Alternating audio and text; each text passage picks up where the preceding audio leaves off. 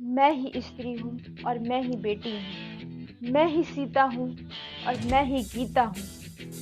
मैं ही नारी हूँ, इस देश की फुलवारी हूँ और मैं ही रानी लक्ष्मीबाई हूँ। मर्द बनी मर्दों में जिद्दी को आजादी जो पानी थी। स्वागत है आप सभी का मेरे चैनल जानो इंडिया में। जब जब भी एक स्त्री को अवसर मिला है, उसने अपने आप को और इस देश को गौरवान्वित करने का मौका नहीं छोड़ा। चाहे वो जंग का मैदान हो या स्वाभिमान की बात हो, जन सेवा हो या देश की सेवा हो, शिखर की चढ़ाई हो या खेल का मैदान हो।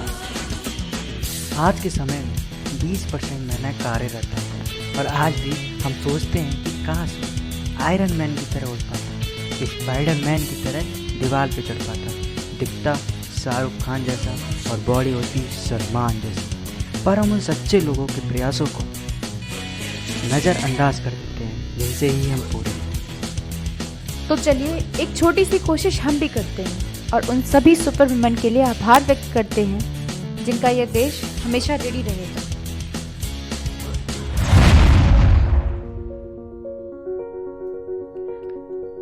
बात करते हैं रानी पद्मिनी की, जिनकी सुंदरता के चर्चे दूर दूर तक थे। इन्हें पद्मावत के नाम से भी जाना जाता था। ये मेवाड़ की रानी थी और इनके पति रतन सेन थे, जिनकी मृत्यु के बाद अलाउद्दीन खिलजी ने रानी पद्मिनी को प्राप्त करने के लिए चित्तौड़ की घेराबंदी कर दी। पर हार का सामना करने से पहले ही उन्होंने अपनी सखियों के साथ मिलकर जौहर किया और इस तरह आत्मदाह करके अपने सम्मान की रक्षा की।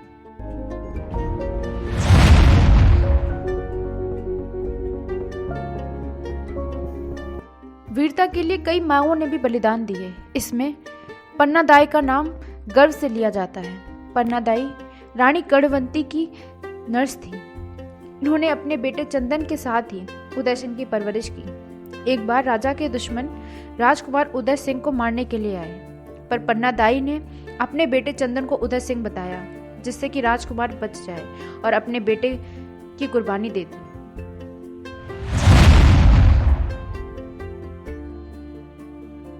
और आइए अब जानते हैं एक और माँ के बारे में, जिनका नाम जीजाबाई शाहजी भोसले था और जिन्होंने शिवाजी जैसे वीर को जन्म दिया और उनकी परवरिश की। उन्हीं की प्रेरणा से शिवाजी केवल 17 वर्ष की आयु में ही स्वराज्य हासिल करने का निर्णय ले पाए। शिवाजी से महान शासक का निर्माण करने में जीजाबाई का महत्वपूर्ण योगदान है।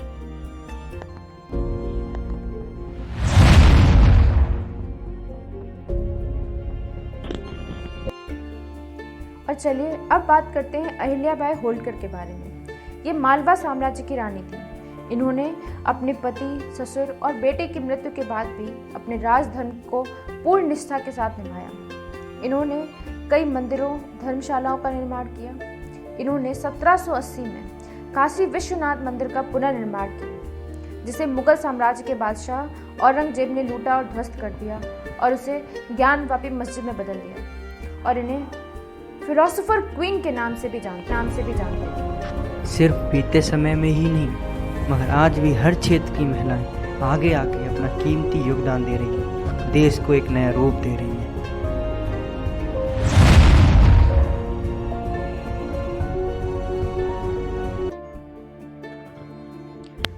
और अब बात करते हैं मदर टेरेसा की, जिन्होंने निस्वार्थ भाव से जीवन पर्यंत लोगों की सेवा की। इनका जन्म 26 अगस्त 1910 में स्कोपजे में हुआ था। इन्होंने 1950 में मिशनरीज ऑफ चैरिटी नामक संस्था की स्थापना की, जिसका उद्देश्य भूखों, निर्वस्त्र, बेघर, लंगड़े लूलों, अंधों और चर्म रोग से ग्रसित लोगों की सहायता करना था, जिनके लिए समाज में कोई जगह नहीं थी। मदर टेरेसा ने निर्मल हृदय और निर्मल शिशु भवन के नाम से आश्रम खोले और गरीबों और रोगियों की सेवा की, जिन्हें समाज से बाहर कर दिया हो, और अनाथ और बेघर बच्चों की सहायता की। वह धरती पर मानो एक ईश्वर का फरिश्ता बनकर आई थी।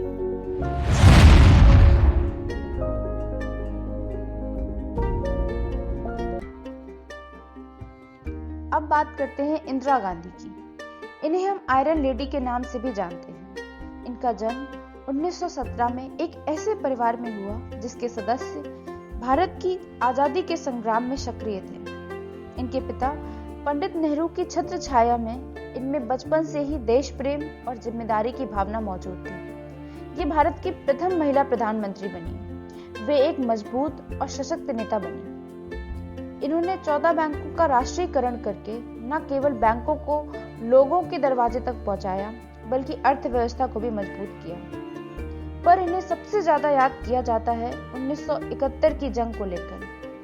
अंतर्राष्ट्रीय समुदाय के साथ कूटनीतिक ढंग से पेश आकर इन्होंने भारत में आने वाले बांग्लादेशी शरणार्थियों की समस्या को समाप्त किया और साथ ही साथ शांत और रणनीतिक तरीके से पाकिस्तान के कायराना हमलों से निपटने का भी इंतजाम किया।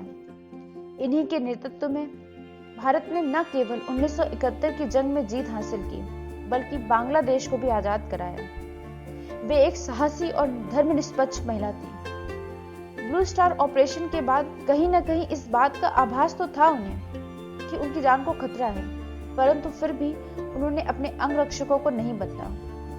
और इसका नतीजा यह था कि 31 अक्टूबर 1984 में इंदिरा जी को इन्हीं के घर में गोलियां बरसाकर मार दिया गया।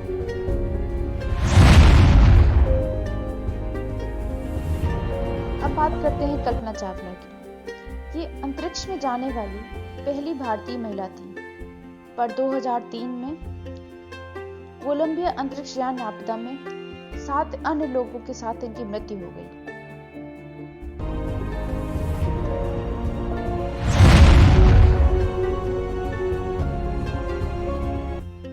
और इसी में आगे बढ़ते हुए बात करते हैं हेमा दास की, जो कि आसाम से हैं और भारतीय धावक हैं। ये IAAF वर्ल्ड U20 चैंपियनशिप में एक ट्रैक इवेंट में स्वर्ण पदक जीतने वाली पहली भारतीय एथलीट हैं। बचपन में एक बार इनके पिताजी इनके लिए जूते खरीद कर लाए, जिस पर इन्होंने अपने हाथ से लिखा था अपना नाम, और आज ये दास की ब्रांड एम्बेसडर हैं।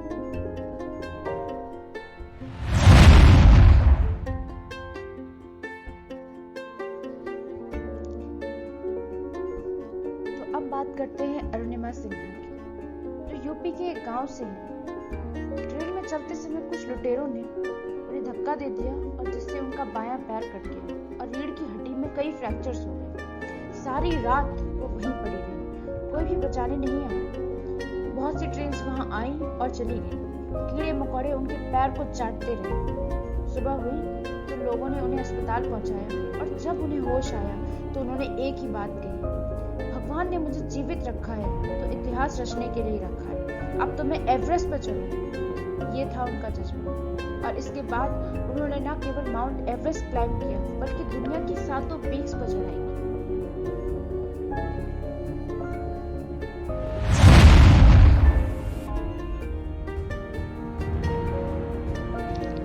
और अब बात आती है रानी लक्ष्मीबाई की, जिनका बचपन का नाम था मणिकर्णिका और जिनका नाम देश का बच्चा बच्चा भी गर्व के साथ लेता है।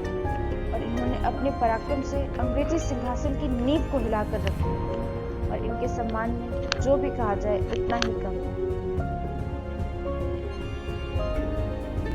सिंहासन हिल उठे राजवंशों ने भ्रकुटी तानी थी, बूढ़े भारत में भी आई फिर नई जवानी थी। डूबी हुई आजादी की कीमत सबने पहचानी थी, दूर तिरंगी को करने की सबने मन में ठानी थी। सन 57 में है तलवार उड़ानी थी, उनके लिए हर बोलों के वो हमने सुनी कहानी थी। वो लड़ी मर्दानी हो तो झांसी वाली रानी थी। खूब लड़ी मर्दानी हो तो झांसी वाली रानी थी। खूब लड़ी मर्दानी हो तो झांसी वाली रानी। यहाँ कुछ चुनिंदा स्त्रियों का जिक्र किया है। ऐसी ना जाने कितनी ही महिलाएं जिन्होंने हमारे देश का नाम रोशन किया। ये एक छोटी सी कोशिश है उन सभी नारियों को सम्मान देने की।